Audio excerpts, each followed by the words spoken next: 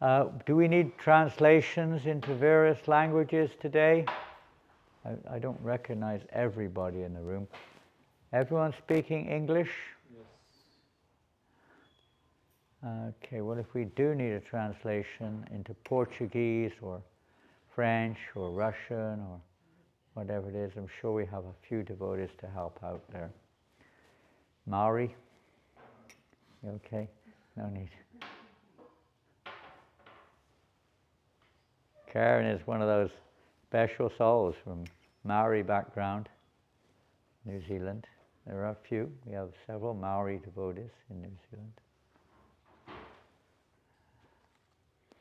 Very spiritually inclined people, actually, the Maoris. They have a deep spiritual, you could say, root. Connected, in fact, they say it is connected originally to the Vedic culture.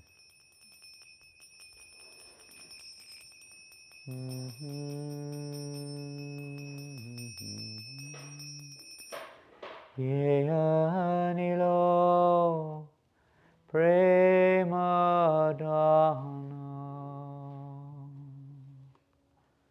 Karunapacho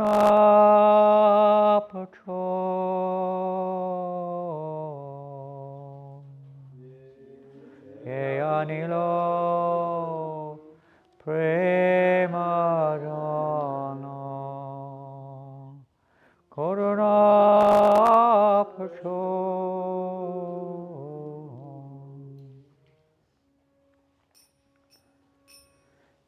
Hino Prabhu Kota Kilacharya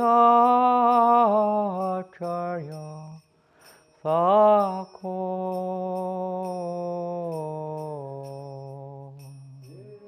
Hino Prabhu Kota Kilacharya Thako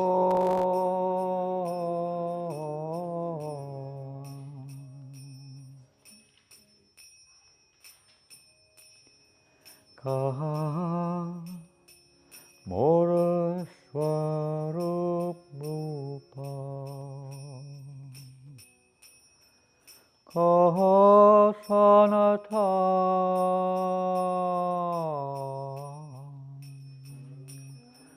Kaha Mora Swarup Rupa Kaha Sanatan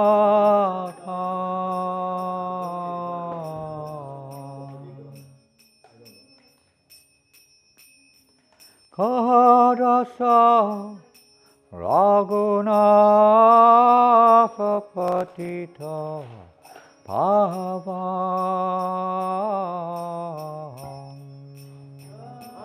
Kaviraja Raghunatha Patita Pavan.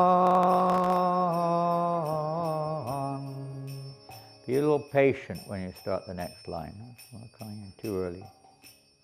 No rush. Kahamara Bhatta Yuga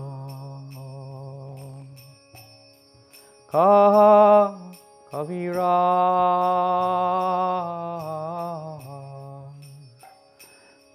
Kahamara Bhatta Yuga Kaviraja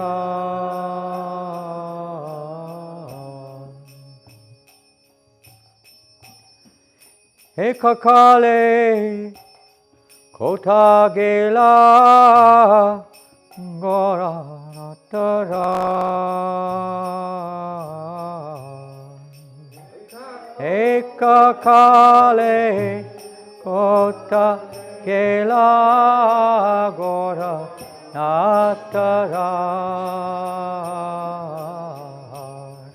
Be a little bit patient, please, coming on the next line. Pashane Kutibo Mata Anale Pashibo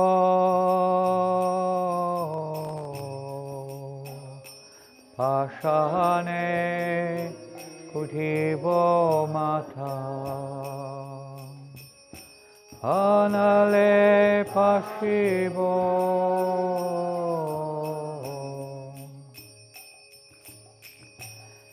Goranga Guna Nadi Kota Gele Pavo Goranga Gunera Nidi Kota Elevavo Sesaba Sangira Sange Ye Koilo Bila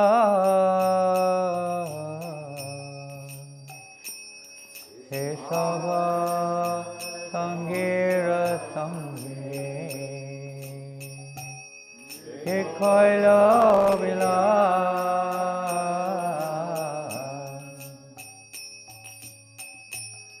Se Sangana Paya Kandena Tamada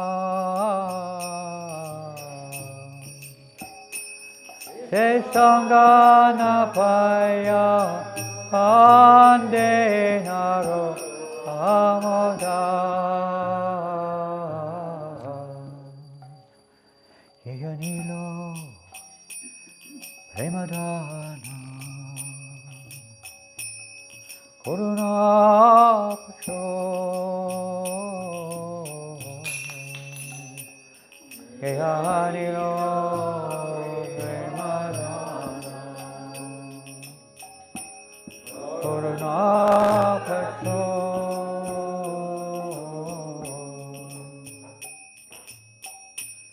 Hena Prabhakota Kela Charya Sako Hena Prabhu Kota Kela Chaya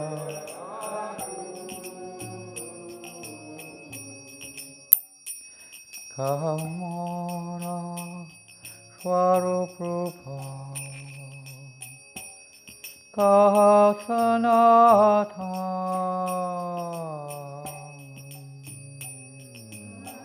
Maharaja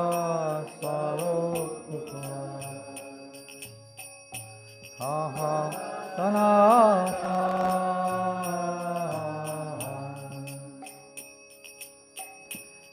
Krsnadasa Raghunatha Patita Pavan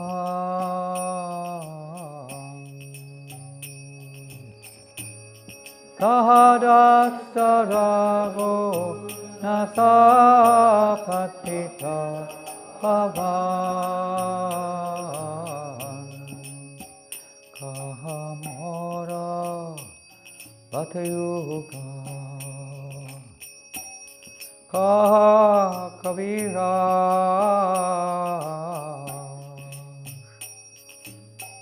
Kahamora Bhatta Yoga Kaviraja Ekakale Kota Gela Gora Nataraj Ekakale Kota Gela Gora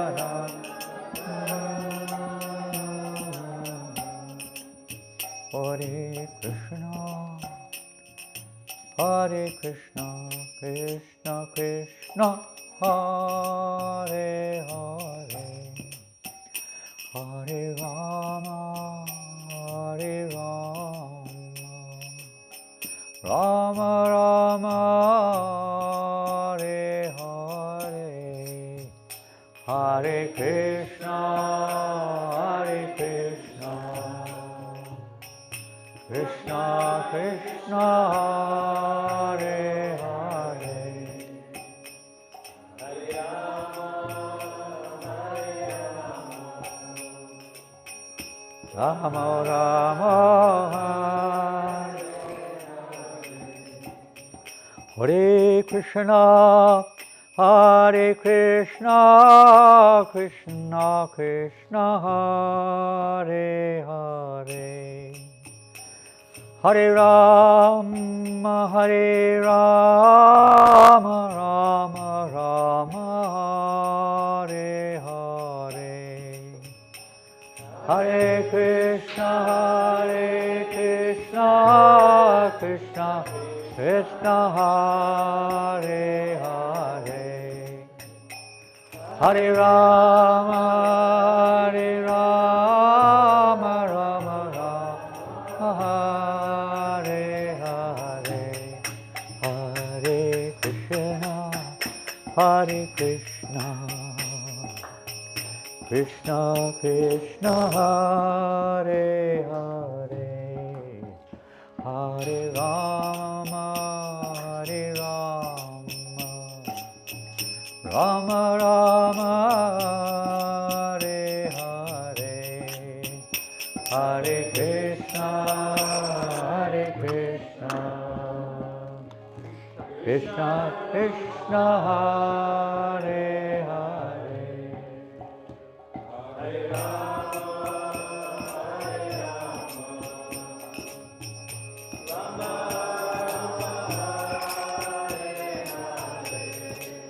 Hare Krishna, Krishna Krishna, Hare Hare, Hare Rama, Rama Rama, Hare Hare, Krishna, Krishna Krishna, Hare Hare, Hare Rama, Rama Rama, Hare Hare. Janananda Thakur ki. This song which is traditionally sung on the disappearance day of our acharyas. Our disciplic succession, the gurus, sometimes it's sung on the disappearance day of various devotees who are sincere followers of those great acharyas also. But particularly because the verse refers here to is a song by Narottam Thakur, and he's bitterly, in one sense, we could use the word bitter in one sense, in another sense it's an absorption in another form of separation, an ecstatic experience of feeling close association with the devotees of the Lord in separation, but it's painful bliss or blissful pain. I don't know if there's such an experience in this world, but blissful pain of separation. So much so he feels like smashing his head against a rock. Most of the associates of Lord Chaitanya Mahaprabhu have left this world, and he's bitterly lamenting their absence, lamenting he was not present in their pastimes also. So in this song especially, he's lamenting the separation from the Goswamis, including Kaviraja Goswami, and his close associate Ramchandra, and of course his own spiritual master Raghunatha Goswami, Srinivas, and other great personalities who are either his contemporaries or his gurus directly or through Siksha.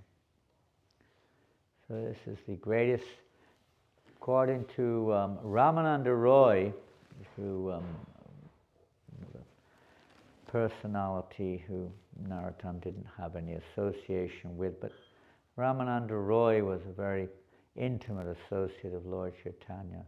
And Lord Chaitanya, when discussing with Ramananda Roy what is the greatest pain, he said, I know no greater pain than to be separated from the association of devotees. This is the most unbearable pain. or maybe we had to bear all kinds of material torments. But the separation from the pure devotees of the Lord, there is nothing more painful. We may not have experienced that pain because maybe we haven't really associated with them sufficiently. We haven't really understood the value or the depth of that association to feel the pain of separation. In one sense, one has to have, to feel the separation, one has to feel some presence with that which we're separated from. Otherwise, it's just an aspiration of some kind. So today we have the wonderful opportunity. We can't measure the good fortune of this privilege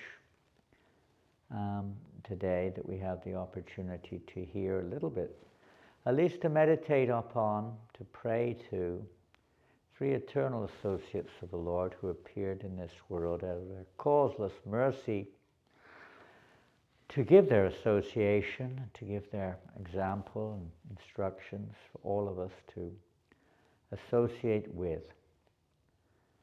We hear in the Srimad Bhagavatam on two separate occasions, at least in the prayers of Prahlad Maharaj and in the words of Jad Bharat, how is it that one attains this unique state of realization or spiritual Krishna conscious liberation? How do we attain that state?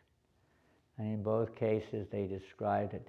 One has to smear the dust of the lotus feet of the devotees all over oneself. And that means we have to be absorbed in following in their footsteps, hearing about them, following the path which they've chalked, Mahajana Yena Kataksa Panta. We have to follow in the footsteps of these great souls. This is how we smear the dust. You can literally do it if the chance arises. The dust of the pure devotees, the remnants of the pure devotees, and the water, the foot water, the water that's washed their lotus feet, the Charanamrit. These three substances are very powerful. Any one of them can actually awaken love of Godhead. So today we can hear about them, Krishna willing, Krishna wills, and if they will, and if you will. Om Jnana Timirandasya Gyananjana Shalakaya Chakshuran Militam Yena Tasmai Shri Gurave Namah Shri Chaitanya Manobhistam Stapitam Yena Bhutale Swayam Rupakadamayam Dadati Svapadantikam Vandehang Shri Guru Shri Yuttapada Kamalam Shri Gurun Vaishnavamscha Shri Rupam Sagrajatam Sahagana Raghunathan Vitang Tang Sajivam Sadvetam Savadutam Parijana Sahitam Krishna Chaitanya Devam Shri Radha Krishna Padam Sahagana Lalita Shri Vishaka Anvitamscha He Krishna Karuna Sindhu Dinabando Jagatpate Gopesha Gopika Kanta Radha Kanta Namostute Tapta Kanchana Gaurangi Radhe Vrindavaneshwari Vrishabhanu Sutadevi Panamami Hari Priye Jaya Sri Krishna Chaitanya Prabhu Nityananda Shri Advaita Gadadhar Shivasadi Gaura Bhaktivinoda Hare Krishna Krishna Krishna Hare Hare Hare Rama Hare Hare Vanchakapatubhyascha Kripasindhuvyevacha Panam Pavanebhyo Vaishnavebhyo Namo Namaha Namo Vishnuvadaya Krishna Prastaya Bhutale Srimate Bhaktivedanta Swami Niti Namane Namaste Saraswati Deve Gauravani Vacharine Nirvasesha Sanyavari Paschatya Deshatarine. Hare Krishna. Welcome, dear devotees, today. And there's very little time to speak on these personalities. We'll just briefly try to recollect a few of their, say, unlimited glories. Of the three, normally we focus predominantly on Raghunatha Goswami. Many of you have read the Chaitanya Charitamrita. How many of you have read the Chaitanya Charitamrita entirely, from beginning to end? 1, 2, 3, or 4, or 5. One other. Not so many of us. I think you've read the Chaitanya Charitamrita. Yeah, 6. And Gopaswami also, of course, I presume. Yes, it's wonderful. You can read this Chaitanya Charitamrita over and over again. Srila Prabhupada, on his journey to America, he mentions this in his diary, isn't it? In his diary, he describes how, what is it he mentions in his diary? Who remembers? The nectarine of his life. Yeah, he's hearing the Sri Chaitanya Charitamrita, which is the nectarine of his life. This is sustaining him on his journey. We also are on a journey. You know, Srila Prabhupada as our acharyas, this is his sustenance, keeping him alive on the journey. So this, of course, by the grace of Kaviraja Goswami, Krsnadasa Kaviraja Goswami, and of Srila Prabhupada, of course. How this can be relished over and over and over again. It's ever fresh. And like all of the transcendental literatures, Chaitanya Charitamrita is ever fresh. Unlike mundane subject matters. One of the natures of bhakti ras, unlike mundane rasa or pleasure, bhakti rasa has unlimited, unending, you can say, ecstatic effect. So Krsnadasa Kaviraja Goswami, who I'm not going to get into any of the detailed historical aspects particularly here today, but more perhaps some of the essential features of their coming, their service. But he was not very much actually as mentioned about his earlier life. Even no one really has ascertained whether he was married or not, which ashram he was in, which varna he was in. It was not understood clearly. But what was understood clearly was he was an eternal associate of the Lord, a pure devotee of the Lord. Can't remember, I think he's Kasturi.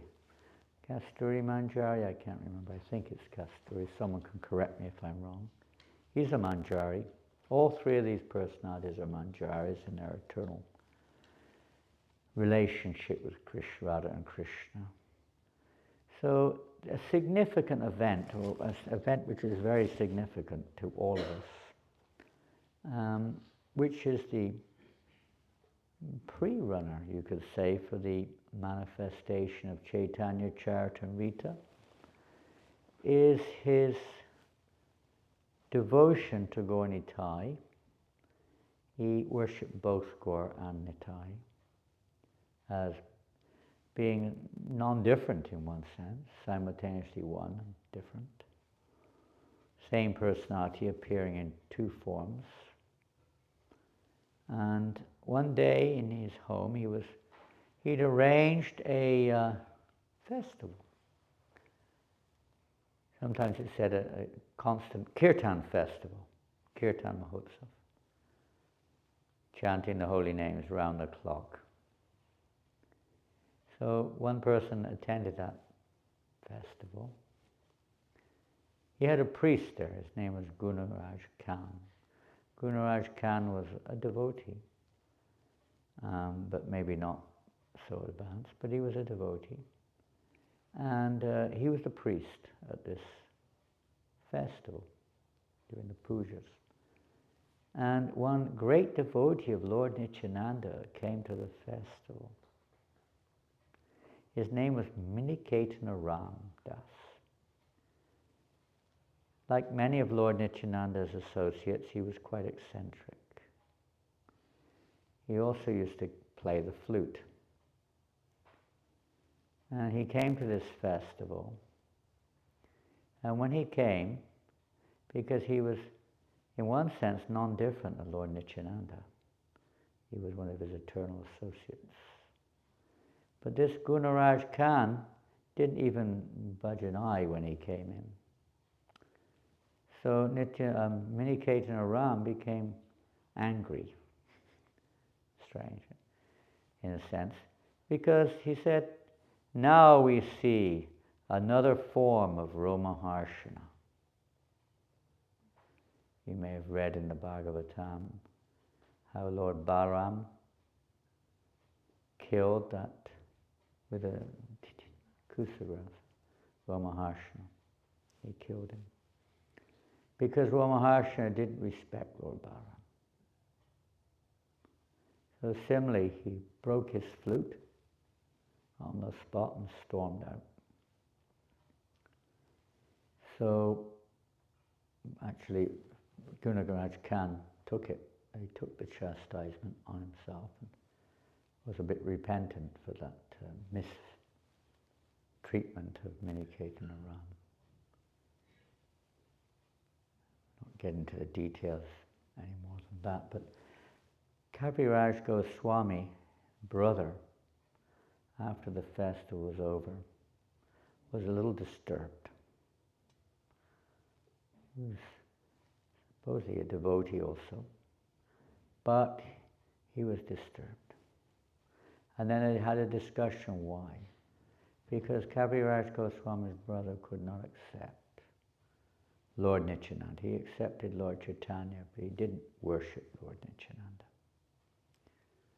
So Kaviraja Goswami became very angry with his brother. How dare you? And you're also insulting Lord Nityananda. It's like the philosophy of half a chicken philosophy. How can you have a chicken? You have to have both the head as well as the rear part. You have to have the whole. You can't have one without the other. Better be an atheist, he told him, than to accept one and reject the other. And it was a heated debate, and that was that. So, in due course, that very night, Krsnadasa Kaviraja Goswami had a dream, and in the dream, that same Lord Nityananda, not the same, Lord Nityananda appeared in his dream. And he could see he was also Lord Balaram, appeared in his dream, and he was very happy with Krsnadasa Kaviraj. So happy. And that he had spoken like this. And he told him he should leave immediately and go to Vrindavan, where all your wishes, everything will be fulfilled. All your needs will be fulfilled, everything. Go to Vrindavan. So Krsnadasa did. He left home, left wherever he was, his family, whatever that was. And he went to Vrindavan and stayed there for the rest of his life. So Lord Nityananda had a very significant part in this. Whilst in Vrindavan, Krsnadasa Kaviraj had the great opportunity, of course, to associate with the Goswamis. They were contemporaries. And especially with Raghunatha Das. Krsnadasa Kaviraj resided in Radhakund area, mostly, and sometimes Manasaganga. But there he heard from Raghunatha Das Goswami. And from the other Goswamis too, of course. Because Raghunatha Das Goswami had spent, after, that's the story over here in a minute, but he spent a long time in Jagannath Puri in the association of Swarup Damodar Goswami. Swarup Damodar Goswami was the personal secretary of Lord Chaitanya, and he was keeping a diary, one very detailed diary of Lord Chaitanya's pastimes. And he described everything, Swarup Damodar described it all to Raghunatha Das and asked him to put it to memory. So Raghunatha Das put that to memory, all the pastimes he heard from Swarup and whatever he saw with his own personal association with Mahaprabhu. And after the departure of Lord Chaitanya Mahaprabhu, Raghunatha Das came to Vrindavan and spent the rest of his life in Vrindavan, sharing those pastimes with the Goswamis. And Kaviraja Goswami particularly was hearing those pastimes. And then he was, of course, requested by the Goswamis, the residents of Vrindavan, to put them into a written format,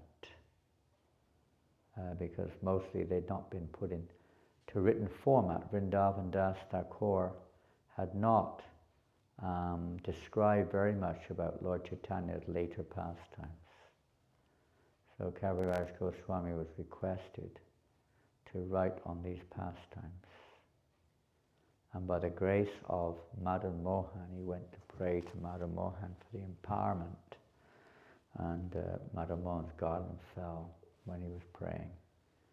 And the priest put it around the neck of Krishnadas Kaviraj. So there's a little insignificant, we could say significant aspects of Krishnadas Kaviraj Goswami's very essential, very important.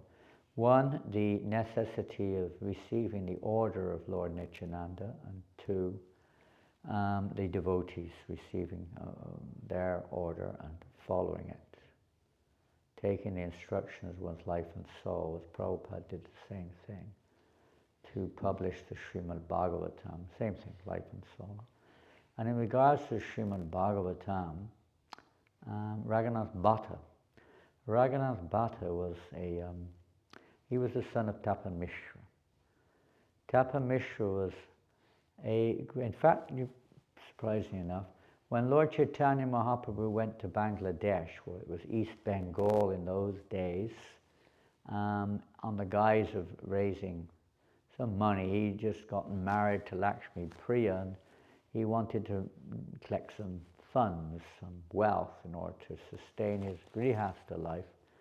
So he went to East Bengal, and exactly what the intention was financially, but his intention was not really that, but that's on the guise of that. But whilst in East Bengal, he met Tapan Mishra, who was residing there. And Tapan Mishra's son, who was later to be Raghunath Bhatta Goswami, was maybe not born at that time, but he was born there in East Bengal. But Lord Chaitanya, the first time he manifested his mission was externally, was to Tapan Mishra. He taught him the Yuga Dharma, the glories of Nam Sankirtan. That was the first record of Lord Chaitanya Mahaprabhu. This is before he manifested this in Navadvip, before his initiation even. So Tapan Mishra was obviously a very special devotee. And Lord Chaitanya gave him the order to go to Varanasi, of all places. Varanasi, most of you probably know, is the seat of the Mayavadis. Mostly, predominantly Mayavad, Kashi, Lord Shiva's abode. So he went there with his family, and Lord Chaitanya said he would meet him there later on. So Lord was arranging for the future plan here. So he did, and when Lord Chaitanya Mahaprabhu eventually went to Varanasi, on his way to Vrindavan, and on his way back also, to convert the Mayavadis and to teach Lord Sanatana Goswami the science of devotional service. Whilst he was there, he stayed in the house of Chandrasekhar Acharya, but he was taking his meals in the house of Tapan Mishra. So young Raghunath was getting a lot of opportunity to associate with Chaitanya Mahaprabhu, Raghunath Bhatta, that is. They were Brahmins by birth, Brahmins. So Raghunath Das, he wanted very much to go, after he grew up, to be in Jagannath Puri with Lord Chaitanya, so he left home at a certain point of time. There are many other things you could probably remember in relationship to this, but he went to Jagannath Puri and he stayed there for 8 months in Puri. with Lord Chaitanya. And then Lord Chaitanya, because he had all good association there, imbibing the teachings of Lord Chaitanya as well as the other associates of the Lord. And after 8 months, Lord Chaitanya asked him to go back home and look after his aging parents. And then he stayed home, and Lord Chaitanya said, stay there until they leave the world. So he did. He looked out. They were, of course, great pure devotees. So he stayed there, and when they left the world, he returned to Puri and stayed another 8 months. And then Lord Chaitanya Mahaprabhu sent him to Vrindavan to join the other Goswamis, to take shelter of Rupa and Sanatan. So Raghunath Bhatta went to Vrindavan. Whilst he was in Puri, he also had a great opportunity, of course, to hear from Gadadhar Pandit and others. Gadadhar Pandit was, let's say, amongst the associates of Lord Chaitanya, was especially renowned for his recitation of Srimad Bhagavatam. And Raghunath Bhatta also became renowned in Vrindavan for his recitation of Srimad Bhagavatam. It's said that he could recite it, so his voice apparently was so sweet, nothing could compare to it. Sometimes it would say, he would sing like a very sweet cuckoo. But he could sing in all kinds of meters. He would recite the Bhagavatam verses in different types of beautiful meters, so sweetly. It's meant to be beautifully recited. It's not just a ritualistic spiel, but it's meant to be recited nicely. Poetry, it's music. And the Goswamis would all relish hearing him speak on the Srimad Bhagavatam. Every day, for hours a day, he would speak on Bhagavatam.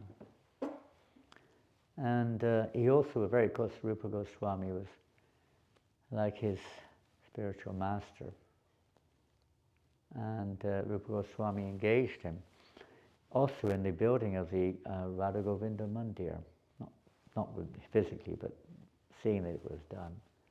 And he was also engaged, apparently, by Rupa Goswami in the beginning of the worship of Radha Govinda Ji as Pujari, worshipping Radha Govinda. So he is also Manjari.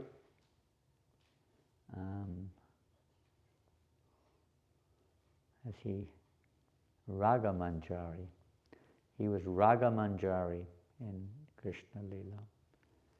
And his samadhi is there. It's 64 samadhis, I think his samadhi is there, near the Radha Govinda temple. And Raghunath Das, who is the most, in the Krishna, if we look in the Chaitanya, Raghunath Bhatta didn't want his name mentioned. In Chaitanya Charitamrita, it's briefly mentioned, but not much is said about him. And Raghunath Das, however, quite a lot is mentioned by Kaviraja Goswami.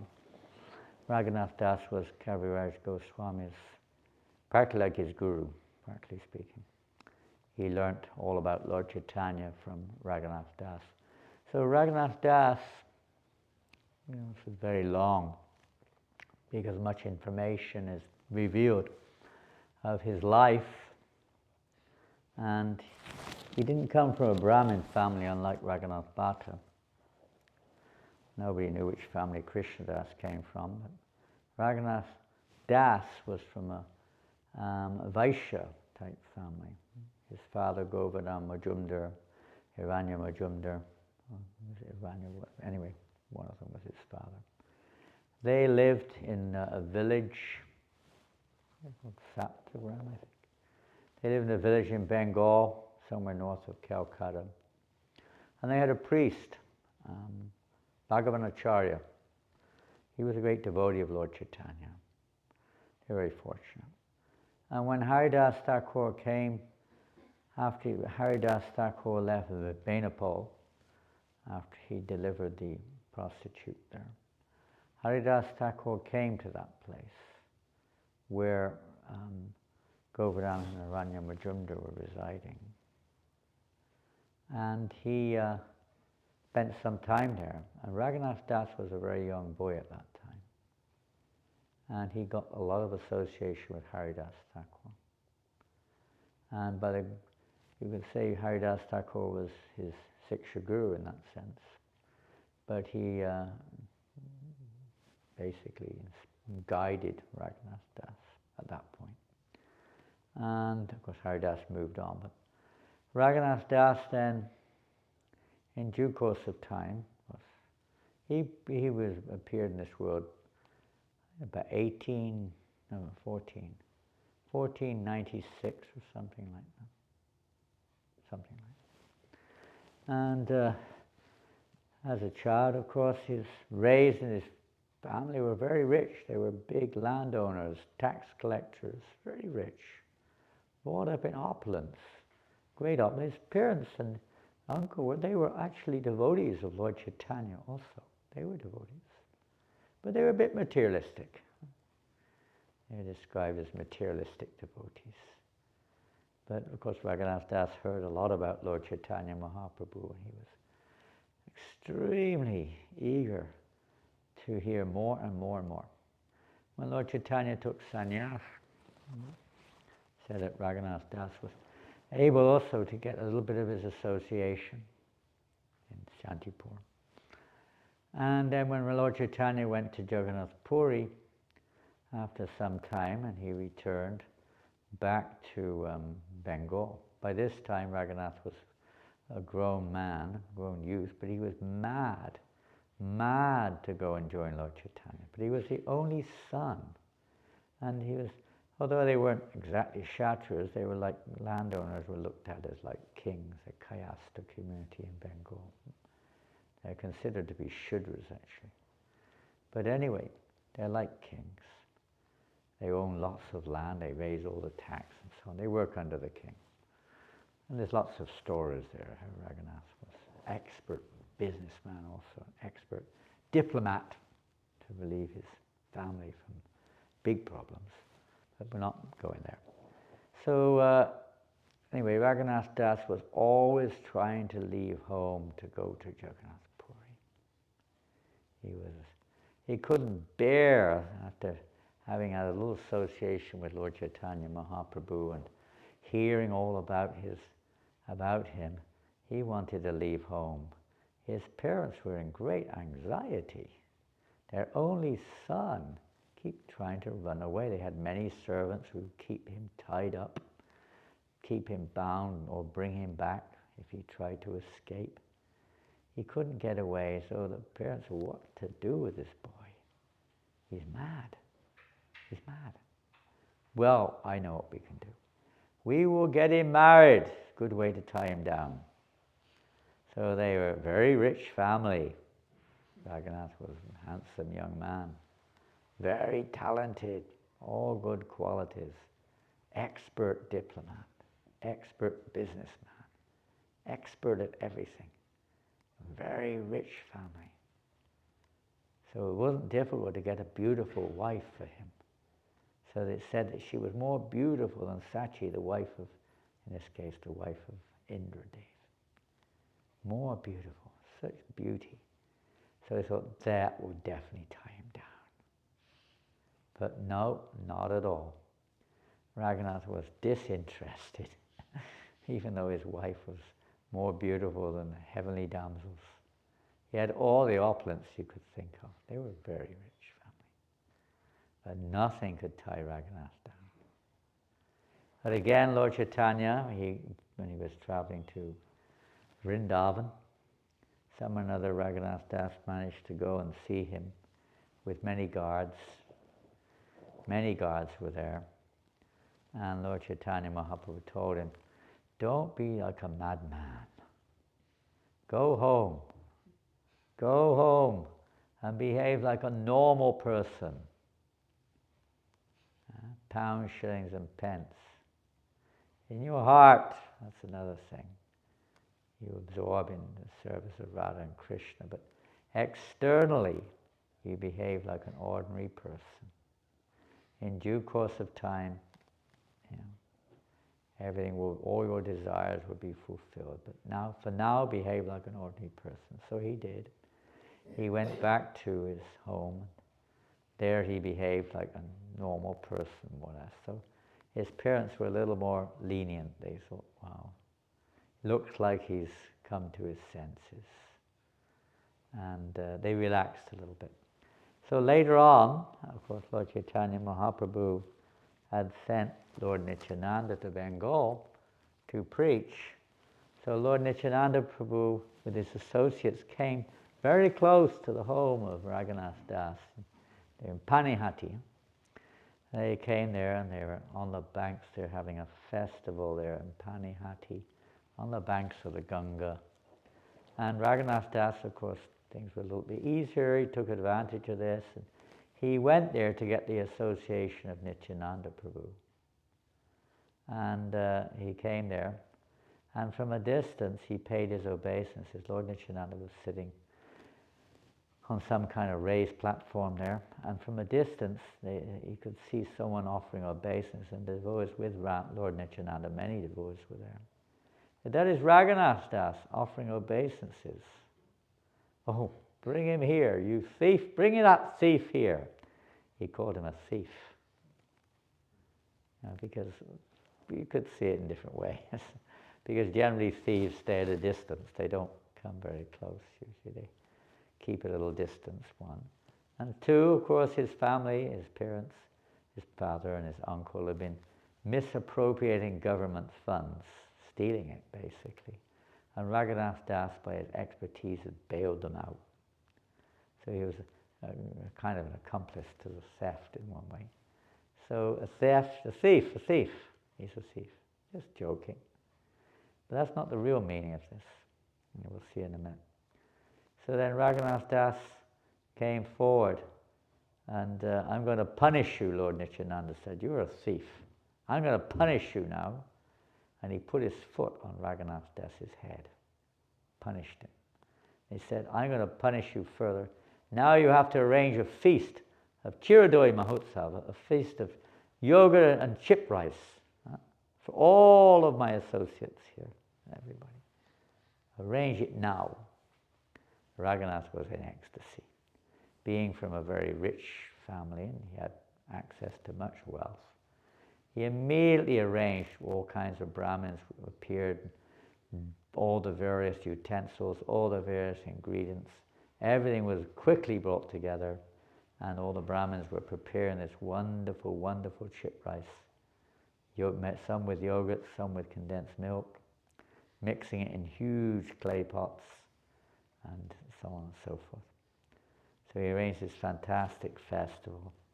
And Lord Nityananda and his associates were all in bliss, experiencing this wonderful, joyful festival of Chiradoi Mahotsav, which is celebrated every year, something in June, I think.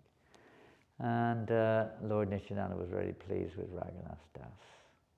And he asked all the devotees to bless Raghunath. That very soon, he would be released from the entanglement of material existence. And many other things took place. Anyway, that was a little incident. There were again Lord Nityananda's, you can say, influence by his association. That which was meant to happen took place. Everything is by the mercy of the Guru. Lord Nityananda is Adi Guru. So by his mercy, Raghunatha Das was also released in due course of time. Shortly after that, excuse me, Raghunath became again quite impatient to go to Puri. So guards were there again. But on one occasion, by arrangement of Providence, it so happened, what was his name? The priest of the Raghunath, one of the priests there, what was his name again? Not Bhagavanachara, another one. What was his name? Forgotten his name. Came there in the middle of the night, all divine arrangement, middle of the night, and he woke Raghunath, who was sleeping in outer quarters in a Durga Mandap. All the guards were asleep for some reason. He woke him up and said he needed his help because the Pujari had left his service.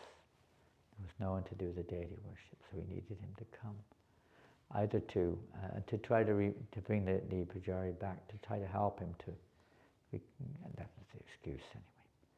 So he left with his spiritual master, Yadunandana Acharya. Yadunandana. They went in the dead of night through the forest. They left the house. So Raghunatha thought, oh, this is a great opportunity now. What an opportunity. He looked back, there were no guards. They'd all fallen asleep. Nobody. He was alone with his spiritual master, well, his priest, like his spiritual master. Sometimes said his spiritual master. And he assured his spiritual master, don't worry, I will go and convince your priest to come back. You don't need to stay. There's different stories here, but this is the one story. And so that Yadunanda went on, and Raghunatha Das took advantage of this. He disobeyed his spiritual master for a higher purpose. We have to be careful. He went the opposite direction, entered deep into the jungle, into the forest, carefully making sure there was nobody around, and he went through the jungles in the dead of night towards Puri. Of course, when the sun rose, all hell broke loose at home. Absolute panic. And guards were sent in every direction, but nowhere could they find it. They went to Janananda Acharya. He said, I don't know what happened. And he was with me, and then he went to bring the priest, but I don't know what happened after that. He's not with me. They were, at that time, all the devotees were going to Bengal for Rath Yatra. The priest called up with a party of Shivananda saying, but no Raghunatha, never heard of him. Where he is, we do not know. Oh, it was a terrible scene at home. What a terrible scene. The end of the world, practically. But Raghunatha Das was heading as fast as he could. It took him maybe 12 or more days to reach Puri. Through the jungles, he did hardly ate anything the whole time. He couldn't stop. He just was eager. There's nothing on his mind except to reach Puri and surrender at the lotus feet of Lord Chaitanya Mahaprabhu. So eventually he reached Puri, and Lord Chaitanya saw him, of course, he recognized him immediately. I see, Lord Nityananda, his mercy has saved you now from the deep, dark well of family life. I won't give some of the descriptions of that deep, dark well, but he saved you from that deep, dark well. Lord Nityananda saved you. How did he save him? Well, by his mercy, by his punishment. We cannot approach Lord Chaitanya without the mercy of Lord Nityananda. We know that we have to pray and meditate on Lord Chaitanya, but it's by the mercy of Lord Nityananda, by the mercy of the spiritual master only, that we can attain Krishna. So why Lord Nityananda called him a thief? Said, Lord Chaitanya Mahaprabhu is my property. He's not. He's my property. If you want him, you can only get him through me. You have to get the mercy of Lord Nityananda. Otherwise, to go directly to Lord Chaitanya, as we saw with the brother of Krsnadasa, Kaviraja, it doesn't work. You have to go through Nityananda. Nityananda is the gateway to prem, to love of God. He's the gateway to Lord Chaitanya. So in this way, Raghunatha Das received the mercy of Lord Nityananda, and he was put under the shelter by Lord Chaitanya himself of Swarup Damodar. He became the Raghu of Swarup. He was always with Swarup, practically speaking, not always, but he was constantly under the shelter of Swarup Damodar Goswami. And he resided in Puri for the rest of his life, the rest of Lord Chaitanya's manifest time. Many years, many years, witnessing all the wonderful pastimes and hearing from Swarup Damodar. He lived every one of Lord Chaitanya's associates had a specific you could say, a specific part to play in Lord Chaitanya's pastimes. And Raghunatha Das, one of his main parts was pure renunciation. Pure renunciation. So was he coming from a very rich family? After a while, his family heard that he was residing there, realizing there's nothing more they could do. It was all over. He'd gotten Lord Chaitanya's grace now, and there's nothing they could do. So they were sending wealth for him regularly, and Raghunatha was using this to host all the devotees. Nice prasadam. After a while that stopped, and he was begging at the Singadwara gate. After that stopped, he was just accepting whatever free food was there in the counters. There's personal reasons for all these things. Lord Chaitanya was pleased by this, by the way. And then after a while, he stopped doing that, and he was just going to the place where the leftovers, the waste, that, sometimes we throw out the rice or something which has gone off, or it's just, burned or something. You throw it out somewhere into a pit somewhere. So he was going there and he was sorting out the rice, washing it, and that was his sustenance. When Lord Chaitanya came there one day to see what was now going on, and he saw Raghunatha there washing the rice and cleaning up the rice, he said, "What are you doing here? What happened? You used to invite us for a feast every day, but now I see you're feasting on your own. You're not inviting us anymore." And Lord Chaitanya tried to grab some of that rice, and Raghunatha, "No, my Lord, this is not fit for you." And Lord Chaitanya grabbed it. He said, "I've never tasted such transcendently blissful prasadam in my whole life." So ecstatic prasadam. Transformed. So in this way he was residing there, but eventually after Lord Chaitanya Mahaprabhu's departure, he'd ordered him to go to Vrindavan. He gave him a Govardhan Shila and some conch shell necklace, whatever you call it, as his own personal property. These were worshipped by Lord Chaitanya. He gave them to Raghunatha Das and told him he should go to Vrindavan in due course of time. So Raghunatha Das did. He went to Vrindavan, but he was desiring to jump off the top of Govardhan Hill. I guess it was a bit higher. It's not so high. You could jump off probably, but it's not so high. But he was planning to give up his life. What's the use? Lord Chaitanya has left the world. But Sanatana Rupa, they told him otherwise, and then they kept him there in Vrindavan for the rest of his life. He stayed in Vrindavan, mostly residing at Radhakund, here and there, sometimes at Manasiganga also. And many things took place. He, Raghunatha Das, was particularly, these three Goswamis particularly are listed. Sanatana Goswami as a Sambandha Acharya, and Rupa Goswami the Abhideya Acharya, and Raghunatha Das the Prayojana Acharya. He's teaching the path to the highest perfection. Sanatana Goswami is giving all the Sambandha, all the foundation, the knowledge, the goals, the directions. Rupa Goswami is practically giving us the you could say, especially in the form of, for us anyway, not just by any means, he's giving everything, but the path which leads to that fulfillment of that knowledge, that Sambandha. Raghunatha Das is the manifestation of that fulfillment. Although they appear to be in the mood of sadhaka, practitioners, they're practicing devotional service in that topmost mood of spontaneous devotion, you could say. But they're practicing it in order to show the path to perfection.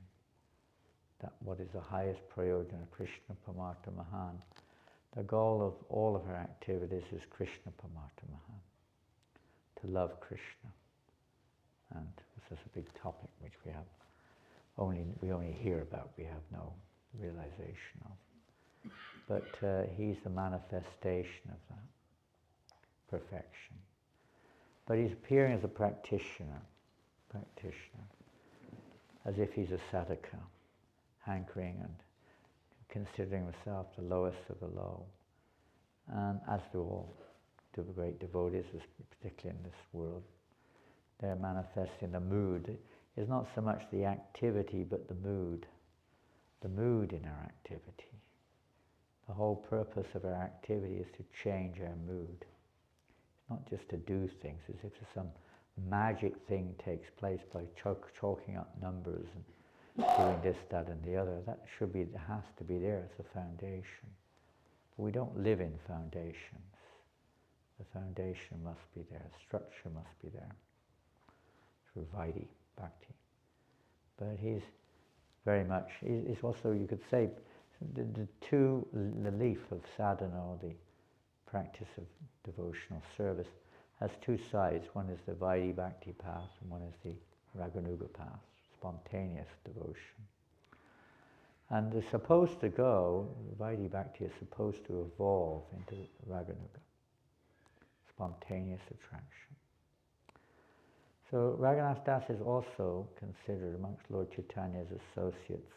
We follow Raghunatha Das's path, Rupa Raghunath, as we see Krsnadasa Kaviraja ends every chapter by offering as obeisances to Rupa and Raghunath. The path and the goal, and the means to attain that goal are it's kind of a bit, you could say, esoteric, that's the very word used. Internal esoteric path manifested by Raghunatha Das. And this is the path, some devotees, they try to practice the behavior, you could say, of a perfected soul under the direction of a pure devotee, but that is a very rare situation. The path given by Raghunatha Das is the internal path. And how is that manifested? We practice externally spiritual sadhana, and internally hearing, chanting, remembering are going on. Internally that meditation, or hearing in our case the holy name, trying to remember whatever it is. It may just be service at this point of time, trying to occupy our inner consciousness completely in one way or another in devotional service. And as gradually our heart becomes cleansed in this way, the manifestation, as we become free of anarthas, by the practice and by the absorption within, on the inner way, you could say, in service, on meditating on the service, meditating on the deity, meditating on the holy name, on the Shastra, on devotees, and so on and so forth, whatever is there within our practice. That gradually the heart becomes cleansed, and as the heart becomes freed of anartha, one becomes fixed in devotion. And in due course of time, because we're following, this only takes place, generally speaking, by the mercy of devotees, by the mercy of Krishna possible, usually by the mercy of devotees. Then naturally one's relationship with Krishna begins to manifest. This is the internal path, the path which our acharyas have focused upon in our line particularly. And it's not something which we speculate on, it's not something we try to implement, it's not something which we try to, what is it, tell me my swarup. It's not like that. It manifests naturally when the heart is cleansed. Nityasita Krishna Prem Sadhu Kabanai Shravanada Shuddha Chitte Kali Udai. Is a natural awakening, just like the sun. When the sun rises, everything becomes clear.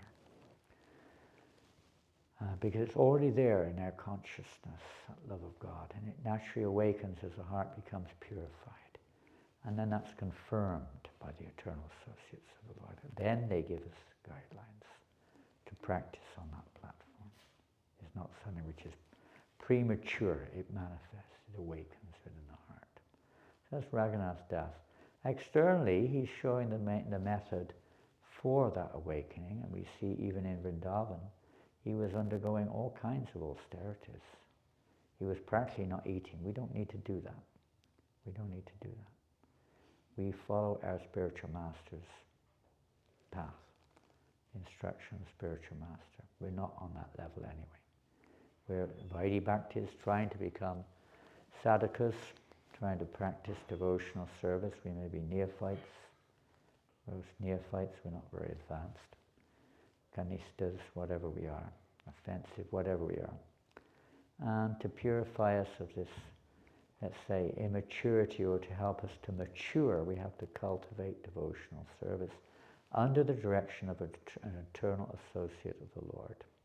If we want to rise to that platform of pure devotional service. So we can imagine how fortunate we are. Srila Prabhupada and all of our acharyas are giving us this opportunity to cultivate devotional service under their shelter. We take shelter, that's another aspect of smearing the dust of the lotus feet of the devotees all over oneself or one's body. We embrace those instructions as our life and soul. By embracing those instructions, then all impediments will be removed. As Lord Nityananda said to Krsnadasa Kaviraja, all impediments will be removed. By embracing those instructions of the spiritual master as our life and soul, it's called an austerity, penance, and that's how one attracts the attention of the Lord, by performing penance. Not by doing what we want, or avoiding what we don't necessarily like, but following the wish of the spiritual master, trying to mold our lives on that principle. And that's what awakens, or rather attracts, the attention of Krishna. And then he removes the anarthas within our heart. Shushushroshtadanasya Vasudeva Katarachi. An attraction for hearing and chanting awakens in our heart when those anarthas are removed. Natural attraction awakens towards hearing and chanting about Krishna, and taste, everything else comes in due course of time. So they show us the means where that can naturally awaken. Raghunatha, when he was in Radhakund, he was circumambulating Radhakund every day, taking bath 3 times a day. In the Kund, we don't necessarily do that if our spiritual master may have given us a different direction. But he was bathing in Radhakund, and he's on the highest platform of pure devotional service. He's Rasa Manjari in the spiritual realm, sometimes known as Rati Manjari also, in the eternal associates of the Lord. Very special situation. And he was paying obeisances every day to the deity or the Lord in his heart at least 1,000 times a day, and 2,000 times to Vaishnavas. Every single person who would enter, he would pay obeisances, at least within his heart. And he was paying Dandavat Parikrama of Radhakund every day, as well as chanting 64 rounds. He also compiled several books, Mukta Charita and what's the other one called? 2 other books. Do you remember them, Goswami? The books of Raghunatha Das. And we have, of course, Manashiksha, that was compiled by Raghunatha Das, Manashiksha, and also Valapakusamanjali, which is presently being presented by Shivaram Swami Maharaj with commentaries, etc. And other books by Raghunatha Das he was also writing, revealing the inner path of devotional service. He was so absorbed in his service and association under the shelter and guidance of Rupa Goswami also. And Rupa Goswami is the head. He's the immediate assistant of Lalita Devi, and all the other manjaras work under him. So under Rupa Goswami he was performing these activities. And when he was, there's some nice little stories which we'll cap on. When he was in Manasi Ganga, one time Sanatana Goswami was performing his bhajan mostly in Manasi Ganga. And Raghunatha Das was there for a while performing his hearing, chanting, worship, bhajans and so on. And he had no bhajan, he had no kutir. He had no bhajan kutir. He was just open in the open air. So, and that, a wild jungle in those days, not like now. There was no town or anything like that. It was a jungle. It was pretty jungly even 40, 50 years ago. But then it was all jungle, practically. Tigers were there, so many dangerous animals. So he was sat there on the banks of Manasa Ganga. And there were tigers right nearby. And Sanatana Goswami noticed this from a distance. What is this? Then he saw Krishna standing nearby, basically keeping the tigers away. What is this? And he kind of mildly chastised Raghunatha. What is this, you know? You're sitting here performing your bhajan. Very dangerous, there are tigers nearby. Don't just think Krishna will protect you. You should, why should we engage Krishna like this? You should make the arrangement. Don't just say Krishna will protect you. Make an arrangement. You should have a kutir. Raghunatha wasn't too interested in all this external things. So he went to Radhakund. So he was still sitting there Radhakund to them was just a little pond. It was not like now. Lord Chaitanya discovered Radhakund and Shyamakund, but they were just two little ponds. He would sit there chanting. And in the middle of the hot season, blazing hot sun, no shelter, he was sat there. The sun was beating down on him. He was so absorbed in his internal devotion to Radha and Krishna. He was oblivious to the fact that he was literally getting burned by the powerful sun. So Sanatana happened to be coming by again, and he saw, he's still not built his kutir. Dear me. Then suddenly he saw, my goodness, what's happening here? He saw Radharani was stood there, holding her sari over Raghunatha Das's head to protect him from the sun. And she herself was sweating like anything. And that, when he came closer, Radharani unmanifested herself. He started to chastise him. This is too much. First you engage Lord Krishna. Now our worshipful Radharani. No way, you must build a kutir. So then okay. So then they arranged for a kutir. And of course he was very Radhakund, Shyamakund, was Raghunatha Das's special seva to Radhakund and Shyamakund, to Radha and Krishna. All by the arrangement of the Lord, that rich merchant, Seth, his name was Seth, had so much wealth he wanted to donate it in Bhadrakrashram, but Badaranayan appeared to him in a dream, said, no, go to Vrindavan, give all of that wealth to Raghunath Das, and he will use it for the renovation of Radhakund and Shyamakund. So he did. He went to there, and he was told that if he says no to it, just tell him, I've told you to do this. So the merchant went there and offered all this wealth to Raghunath Das and convinced him that this is the desire of Radharani and Krishna. These kunds should be renovated with nice ghats on them, everything nice. So he did. He engaged people in building the kunds, beautiful Radhakund and Shyamakund, odd shape because the Pandavas were residing there. It's another story, in the form of trees. So they had to make it around the trees. And Raghunath Das in this way was serving Radharani and Krishna as a manjari. And he spent the rest of his life there in this seva. He was so attached. I mean, as you heard probably many times, there is spiritual competition. There are, in this world we have political parties. We have all kinds of competitions in this world. There, transcendental competition is there to increase or enhance the excitement, to enhance the pleasure of the Lord. So you have Chandravali's party and Radharani's party, and they're always opposed to each other. So one day there was one devotee there in Radhakund, and it just goes by the name Das, but Raghunath Das was just eating once every few days a poundful of buttermilk. That was his only foodstuff, and hardly sleeping an hour or two, if that, a day. So he was just taking a tiny morsel of buttermilk practically. And he would take it in a leaf cup. And one day what this Das thought was in a place called Sakistali.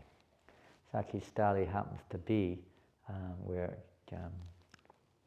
Chandravali, that's her base, her base camp. And he saw these beautiful leaves there, big leaves, very big. So he got some of these leaves, and brought buttermilk in these big leaves.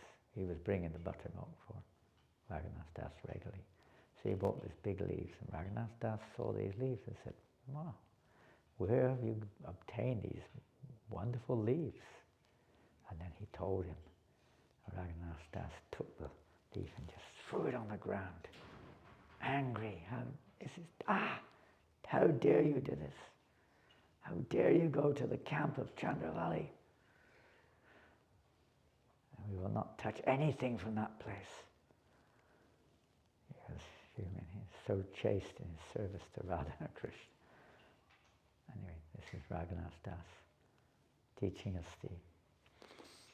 we can imitate, we follow, following the footsteps, whatever sadhana we've been given, we follow that, but we don't just stick with we want to change our hearts. The purpose is to change our hearts, not just to do things, expect some kind of magic wand to flash. We have to, desire a change of heart. Even if we don't know what to do about it, at least we have to desire a change of heart. All those rotten material desires, those envious feelings towards others, those lusty desires, those, proud, attached to our nonsense perception of the world, attached to stupid concepts, attached to science, attached to all kinds of crazy things, attached to our body, attached to our mind. We have so many attachments, attached to our sleep, attached to everything you can think of except for Krishna, practically. Okay, that may be what it is, but at least we have to desire a change. Desire a change. And with that sincere desire, then one by one we pray and hope that some changes will take place in our hearts by the mercy of Lord Nityananda and the mercy of Lord Chaitanya. Changes may take place in our hearts. Srila Raghunatha Das Goswami Ki Jai. If you go to Radhakund, there is the samadhi of Raghunatha Das there on the banks of Radhakund. Practically is an amazing atmosphere. Kaviraja Goswami samadhi is also, I think, on the banks of Shamakund, and also in Radha Damodar temple, like that. Srila Raghunatha Das Goswami Ki Jai, Srila Raghunath Bhatta Goswami Ki Jai, Srila Krishnadas Kaviraja Goswami Ki Jai. All glories to Srila Prabhupada, whose grace alone has made whatever little tiny access we may have available. Let's not waste that little opportunity. Take that opportunity. It's very rare, and reminding us of life's goal. Try to focus on the goal and work towards it. The whole purpose at our stage, Cetodarpanamajam, is the change of heart. By exposing ourselves to that transcendental sound vibration, try to hear the sound, try to hear with faith that by sincerely trying to hear the sound, the heart will change by the grace of Krishna, and if we so desire, we have to have the desire. Don't be lazy. Srila Prabhupada Ki Jai. Om Premanand. Hari Bol. Hare Krishna.